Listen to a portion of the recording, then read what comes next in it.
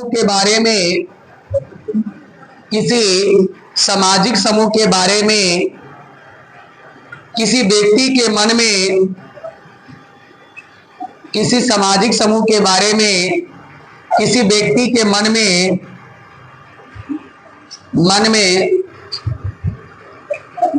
अंधविश्वास की धारणा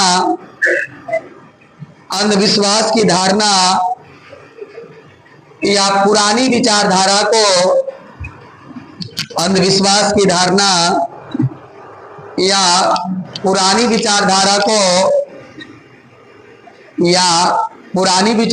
को रूढ़ि युक्ति कहते हैं। यानी पौराणिक प्राचीन विचारधारा। अब बताइए, अब हमारे पास कई विचारधारा होती, लोग को नहीं बदलते हैं। जैसे कि अच्छा, ये फलना जाति का ये काम करता हो, पुरानी विचारधारा भाई, दुनिया बदल चुका। अरे बिहार के तू बिहारी है रे, बिहारी लोग पढ़ते नहीं है, फैक्ट्री में काम करते। पुरानी विचारधारा किसी समाज के प्रति, किसी व्यक्ति के प्रति एक पुरानी विचारधारा होता है मन में स्थित, उसी को रूढ़ि युक्ति कहते हैं। नेक्स्ट सवाल क्या है? अगला सवाल है, मनोवृत्ति के कौन से घटक हैं? मनोवृत्ति के कौन से घटक हैं?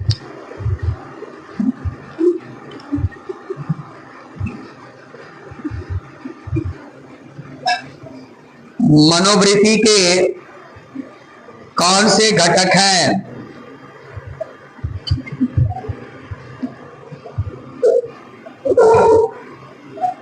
मनोवृत्ति के 3 घटक होते हैं। एक होता है संज्ञानात्मक,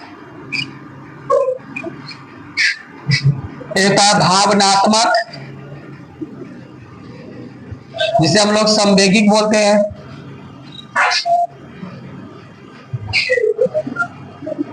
और एक होता है व्यवहारिक। लिखिए,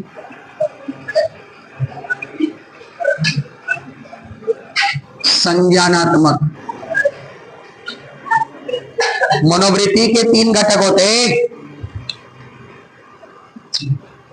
मनोवृत्ति का मतलब क्या होता है? मन मने हमारी मस्तिष्क, और वृत्ति मने प्रतिछाया। जो हमारे मस्तिष्क पर जो प्रतिछाया बनती है, प्रतिबिंब बनता है, और जिसके अनुसार व्यवहार करते हैं, वो किससे होता है? संज्ञानात्मक से। संज्ञानात्मक का मतलब क्या होता है? जो हम देखते हैं। भावनात्मक से जो हम महसूस करते हैं, और व्यवहार से जो हम करते हैं। व्यवहारात्मक माने क्रियात्मक। व्यवहारात्मक माने क्या होता है? या किसी वस्तु को देखकर हमारे मन में जो वृत्ति आया, वो संज्ञानात्मक हो जाएगा। भावनात्मक, किसी वस्तु को देखकर जो हमारे अंदर भाव आया, वो हो गया। जैसे गैया है, अब मूड़ी घोसैले मरखंड नींद कर ले, आग देख लिया तो तुम्हारे मन में भाव आया, छुएगा जल जाएगा। अब व्यवहारात्मक है ना, ट्रेन चल रहा है, ट्रेन व्यवहार कर रही है, पटरी का खड़ा हो जाएगी? नहीं। तब आगे और तुम देखते हो वृत्ति क्या होता है? लिखा हुआ है यहाँ पर पेशाब नहीं करे, पेशाब करना मना है, लेकिन तुम देख रहे हो व्यवहार में 2 आदमी वहीं पेशाब कर रहा है, तो तुम जाकर वहीं पे खड़ा हो जाएगा। तो हमारे मन में जो है व्यवहारिक प्रवृत्ति का भी मन में एक प्रतिछाया पड़ती है। क्लियर बता रहे हैं, स्पष्ट बता रहे हैं, कि जिससे आप समझ सके। बिल्कुल शांतिपूर्ण तरीके से पढ़िए। आप पढ़ रहे हैं, बहुत अच्छी बात है, लेकिन पढ़िए शांतिपूर्ण तरीके से पढ़िए। आइए, अगला क्वेश्चन क्या है? सामाजिक संज्ञान को समझिएगा।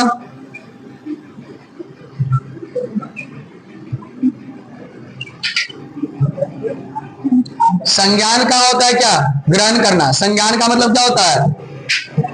ग्रहण करना। अच्छा, समाज में बहुत सारे ग्रहण करना।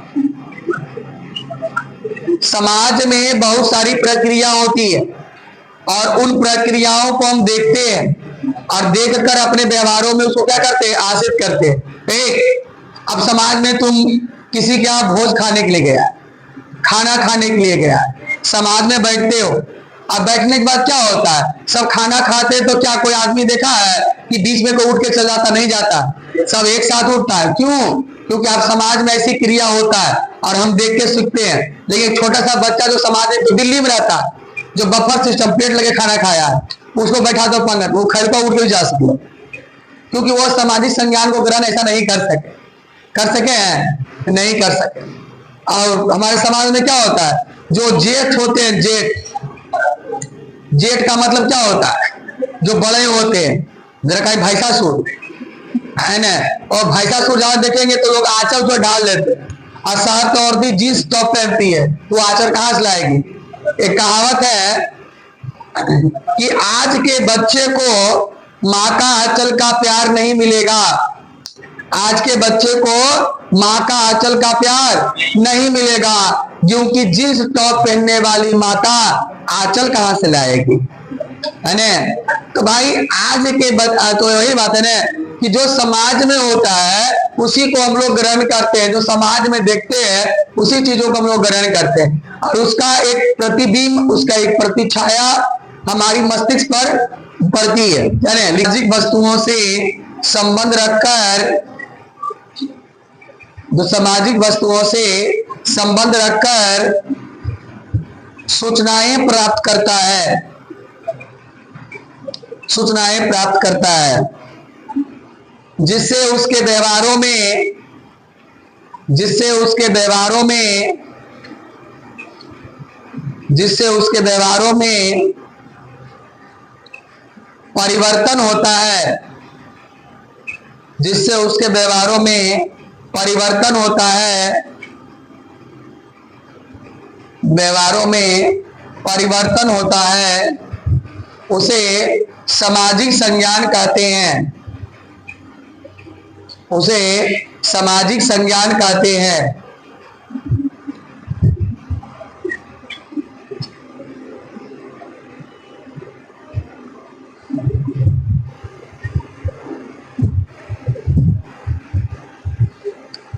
एक सवाल बहुत हल्का है आपका, अच्छे स्वास्थ्य से आप क्या समझते हैं।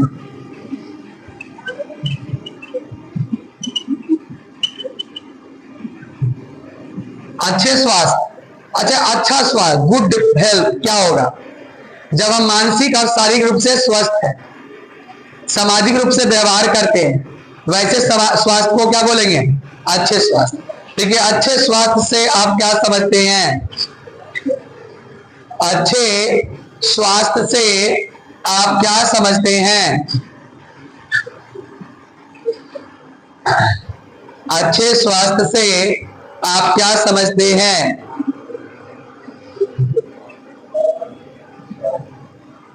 से आप क्या समझते हैं, जब व्यक्ति शारीरिक और मानसिक रूप से,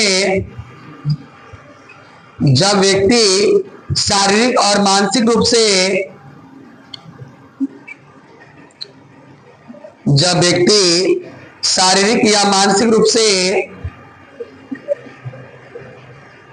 शारीरिक और मानसिक रूप से, शारीरिक और मानसिक रूप से, शारीरिक और मानसिक रूप से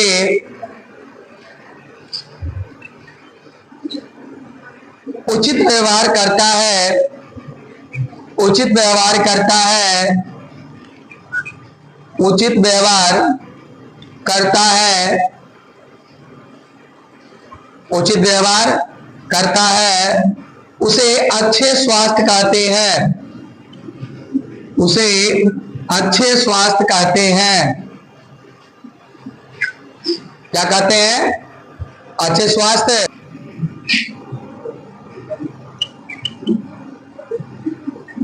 द्वंद्व,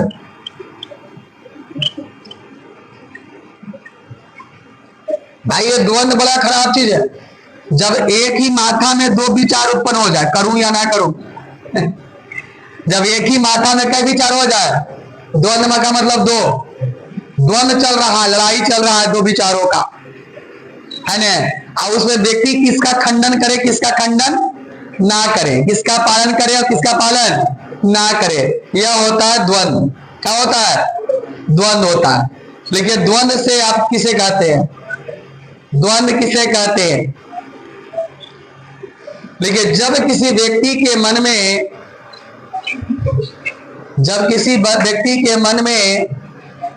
दो विचारों का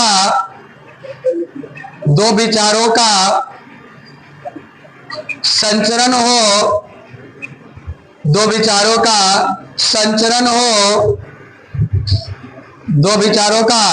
संचरण हो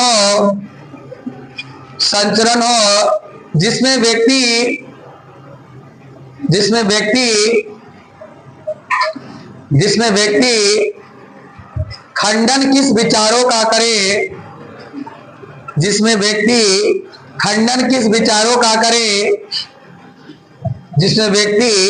खंडन किस विचारों का करे,